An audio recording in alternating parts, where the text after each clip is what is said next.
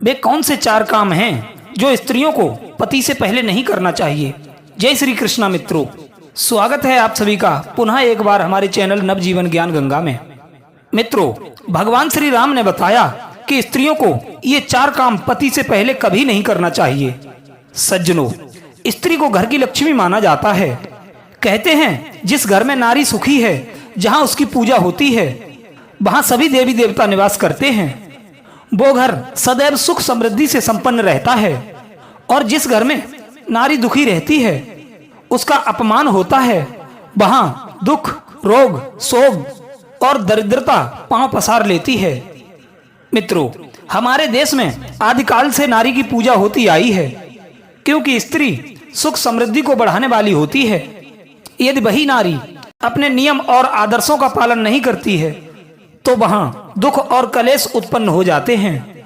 आज मैं आपको बताऊंगा कुछ ऐसे कामों के बारे में जिन कामों को स्त्री पति से पहले कभी ना करे। सज्जनों, आनंद रामायण में एक प्रसंग आता है जिसमें भगवान श्री राम जी ने स्त्रियों को बहुत सुंदर शिक्षा दी है। हमारे घर की महिलाएं यदि उस शिक्षा को ग्रहण कर लें तो वे सदा पुरुषों की प्रिय बनी रहेंगी और उनके घर में कभी भी किसी प्रकार की गरीबी या लाचारी नहीं आएगी। मित्रों, आपसे निवेदन है इस वीडियो को बड़े ध्यान से सुनना और अपने घर की समस्त नारी शक्तियों को इसे अवश्य सुनाना। ये प्रसंग उस समय का है जब प्रभु राम अयोध्या के राजा थे। उनके दोनों पुत्रों लव कुश का विवाह हो चुका था। उस समय सीता मैया अयोध्या के महलों में महारानी बनकर रह रही थी। लेकिन कुछ लोगों के मन में ये शंका अवश्य चल रही होगी कि सीता जी महारानी बनकर अयोध्या के महलों में कब रही थीं? वे तो ऋषि वाल्मीकि के आश्रम से लौटने के बाद ही पृथ्वी में समा गई थीं। उस समय लवकुश का विवाह भी नहीं हुआ था। वे उस समय किशोर थे। तो मित्रों, इस बात को लेकर शंका ना करें। प्रभु श्री राम का अवतार एक ही बार नहीं हुआ है, बल्कि हर कल्प में श्री राम का अवतार होता है। रामचरितमानस में गोस्वामी तुलसीदास ने भी कहा है कि कल्प कल्प प्रभु अवतरहि, चारु चरित नाना विधि करहि। यह कथा अन्य कल्प की है जिसमें सीता मैया पृथ्वी में समाती हैं और प्रभु राम उन्हें पृथ्वी से वापस मांग लेते हैं। इस कल्प में त्रेता युग में भगवान श्री राम ने 11,000 वर्ष तक अयोध्या में राज किया था। जब प्रभु रामचंद्र जी के दोनों पुत्रों लव और कुश का विवाह हो गया था, तो एक दिन उनके समध्याने से कुछ भेंटें आई थीं। सुंदर सुंदर फलों और फूलों से सजी हुई टोकरियां थीं। भगवान श्री राम ने उन टोकरियों में से कुछ टोकरी माता सीता के पास महलों में भेज दी, कुछ टोकरी अपने भाई बंधुओं में बांट दी। मित्रों, हुआ ये कि सीता मैया के पास जो टोकरी गई थी, उनमें से एक टोकरी को सीता माता खोलकर देखने लगी। उन्होंने देखा कि टोकरी में सुंदर सुंदर कमल के पुष्प रखे हुए थे। माता सीता जी ने उनमें से एक कमल का फूल उठाया और उसे सूंघने लगी। उन्होंने ये नहीं सोचा कि अभी तक इन फूलों की सुगंध मेरे स्वामी ने नहीं ली है, तो फिर मैं कैसे ले लूं। ना उन्होंने उस फूल को श्री रामचंद्र को अर्पण किया, उससे पहले ही वो सूंघने लगी। इसे आप या तो सीता मैया की भूल समझ सकते हो, या फिर जगत को शिक्षा देने के लिए उनकी एक नई लीला।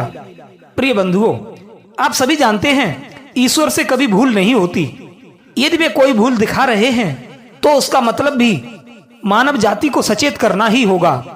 जैसे सीता मैया ने पंचवटी में रावण के मांगने पर भिक्षा लेकर आई, उन्होंने नारी जाति को ये शिक्षा दी, यदि कोई साधु संत भूखा प्यासा दीनहीन द्वार पर आए तो उसे निराश मत लौटाओ। साथ ही साथ उन्होंने लक्ष्मण रेखा को पार करके ये भी बताया कि किसी साधु वेशधारी पर भी विश्वास करके अपना सुरक्षा कवच तोड़कर अपने घर से मत निकलो, क्योंकि साधु वेश में भी कोई शैतान हो सकता है। वे स्वयं जगदम्बा थीं।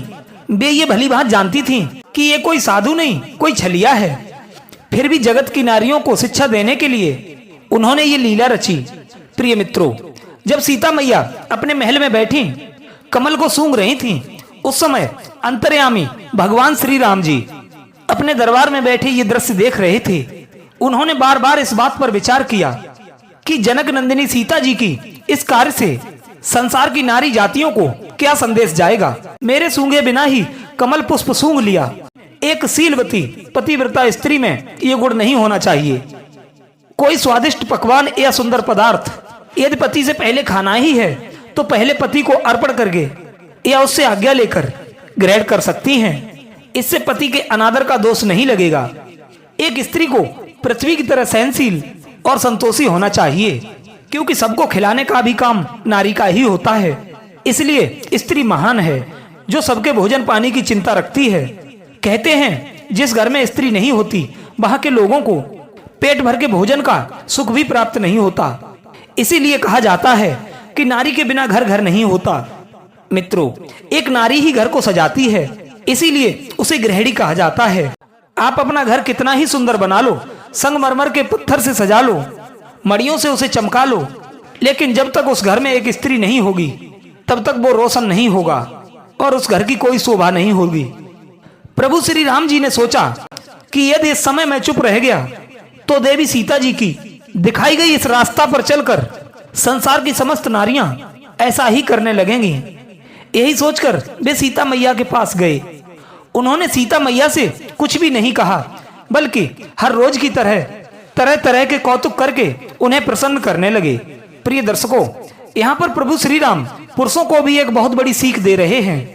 आपके घर की स्त्री से यदि कोई भूल हो भी जाए तो पुरुषों को चाहिए कि वे एकदम से उस पर झल्लाने ना लगें, बल्कि उसे ठीक इस प्रकार से समझाएं कि उसे अपनी गलती भी समझ में आ जाए और किसी को अपमान भी महसूस ना हो और कोई अपशब्द का भी प्रयोग ना हो। और ये आप भली भांति जानते हैं कि अपशब्द ही घर में फूट डालते हैं, बल्कि एक दूसरे को अलग तक कर देते हैं और रिश्तों में कड़वाहट आ जाती है। अक्सर लोग यही भूल करते हैं, जब भी घर की स्त्री से कोई काम बिगड़ जाए तो एकदम क्रोध में आग बबूला हो जाते हैं और अपशब्दों की झड़ी लगा देते हैं। यार दोस्तों के सामने उसे मारने पीटने लगते हैं। जो काम बिगड़ना था वो बिगड़ गया। अब आपके गाली देने से, नाराज होने से, अपशब्द बोलने से वो ठीक नहीं हो जाएगा, बल्कि आपके रिश्ते बिगड़ सकते हैं। उचित यही है कि आप गलती करने वाले को इस तरह से समझाएं कि उसे बुरा भी ना लगे और उसे अपनी भूल का एहसास भी हो जाए, जैसे कि प्रभु राम ने सीता मैया को समझाया था। राम जी ने सीता माता को कैसे समझाया था, आइए आगे समझते हैं। जब प्रभु श्री राम सीता माता के पास जाकर बैठे, उनसे हंसी दिल्लगी की बातें करने लगे। सीता मैया ने भी भेंट में आई हुई उन टोकरियों को राम जी के आगे रख दिया। प्रभु राम ने उनमें से कुछ फल निकाले और स्वयं खाने लगे और देवी सीता जी को भी दे दिए। भगवान राम ने उस बात की चर्चा नहीं की कि तुमने हमारे सूंघने से पहले ही फूल क्यों सूंघ लिए। मित्रों, धीरे धीरे कई दिन बीत गए। एक दिन सीता मैया ने एकादशी का व्रत किया था और द्वादशी के दिन वे तुलसी के बगीचे में गईं। वहां जाकर उन्होंने तुलसी की पूजा की और उन्होंने तुलसी की परिक्रमा की। एकादशी के व्रत रखने के कारण उनके शरीर में कुछ थकावट भी थी। इस कारण उनकी साड़ी के पल्ले में फंसकर तुलसी का एक पत्र टूटकर पृथ्वी पर गिर पड़ा था। द्वादशी के दिन उस तुलसी पत्र को टूटा हुआ देखकर सीता मैया ने सोचा, ओहो, मैंने बड़ा भारी अपराध कर डाला है। यह सोचकर वे कुछ भयभीत सी हो गईं और उन्होंने उस पत्ते को उठाकर उसे प्रणाम करके उसी बगीचे में फेंक दिया और चुपचाप महल में लौट आई। प्रिय दर्शकों, संयोग से उसी दिन नारद मुनि भी भगवान श्री राम के महल में पधारे हुए थे। प्रभु श्री राम जी ने नारद जी का खूब स्वागत सत्कार किया और उन्हें आसन पर बैठाया। राम जी ने सीता मैया से भोजन परोसने के लिए कहा। माता सीता ने 2 थालियों में भोजन परोस दिया। एक थाली प्रभु राम के आगे रख दी, दूसरी थाली नारद मुनि के आगे रखने के लिए चली। उसी समय नारद मुनि कहने लगे, हे माता, मुझे क्षमा करना, आज मैं तुम्हारा परोसा हुआ अन्न नहीं खा सकता, क्योंकि आज आपने एक बड़ा भारी पाप कर दिया है। आज द्वादशी है और द्वादशी के दिन तुमने एक तुलसी पत्र तोड़ दिया है।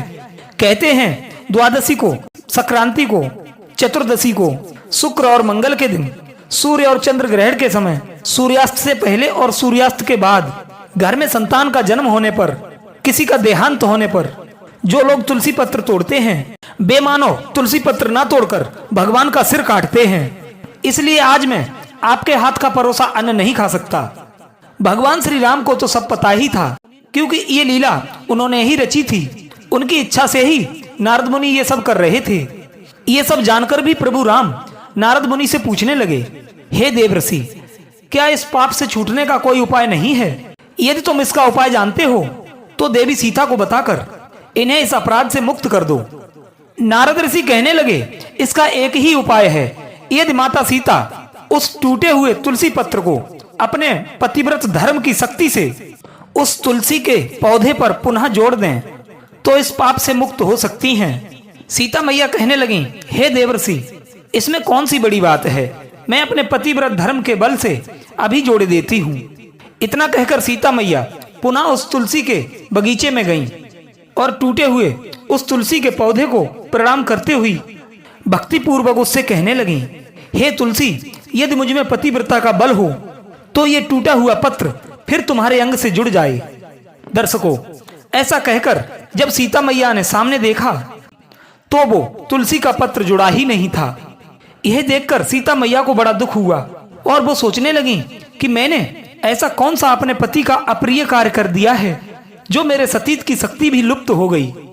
वे बड़ी ही दुखित थीं। नारद मुनि ने देखा कि माता सीता बड़ी दुखी हैं, तो वे उनके पास गए और उन्हें एकांत में ले जाकर समझाने लगे, हे माते, इस तुलसी पत्र के न जुड़ने का कारण है कि आपने प्रभु राम जी से पहले कमल पुष्प की सुगंध ली है। पतिव्रता स्त्रियों को चाहिए कि यदि उनके पति ने हर्षपूर्वक सुगंध ना लिया हो तो स्वयं भी किसी पुष्प आदि की सुगंध ना लें। अब तुम एक काम करो, तुम तुलसी पत्र से ये कहो कि हे तुलसी पत्र, यदि उस कमल पुष्प को सूंघने के अतिरिक्त यदि मैंने कभी पति का निरादर नहीं किया है तो तुम अपने टूटे स्थान पर जुड़ जाओ। सज्जनों, नारद ऋषि के कहने पर माता सीता ने फिर से तुलसी पत्र की प्रार्थना की और कहा, हे तुलसी पत्र, कमल का पुष्प सूंघने के अतिरिक्त यदि मुझसे कभी पति का निरादर नहीं हुआ है तो तुम जुड़ जाओ। सज्जनों, सीता मैया की इतने निवेदन करने पर तुलसी पत्र पुनः टूटे हुए स्थान पर जुड़ गया। सभी देवताओं व ऋषि मुनियों ने सीता मैया की जय जयकार की। उसी समय प्रभु राम ने सीता मैया को गले लगा लिया और कहने लगे, हे देवी, ये सब मेरे द्वारा रची गई एक लीला थी। मेरी इच्छा से ही तुलसी पत्र टूटा था। आपको शिक्षा देने के लिए ही मैंने ये सब किया था। मेरे कहने से ही नारद जी ने तुम पर दोषारोपण किया था, इसीलिए अब उन्हें क्षमा करें। समस्त नारी जाति को मैंने तुम्हारे माध्यम से शिक्षा दी है कि वे अपने अपने पतियों को अलग अलग करके स्वयं भोगों का उपभोग ना करें, क्योंकि धर्म की स्थापना करने, सज्जनों की रक्षा करने और दुष्टों का विनाश करने के लिए ही मैंने ये अवतार लिया है। नारियों को अपनी बुद्धि से ही पतिव्रत धर्म की रक्षा करनी चाहिए और नारियों को चाहिए कि वे ये 4 काम पति से पहले कदापि ना करें। पहला काम, किसी चीज का उपभोग ना करें, यदि करें भी तो पति के साथ या उससे आज्ञा मिलने के बाद।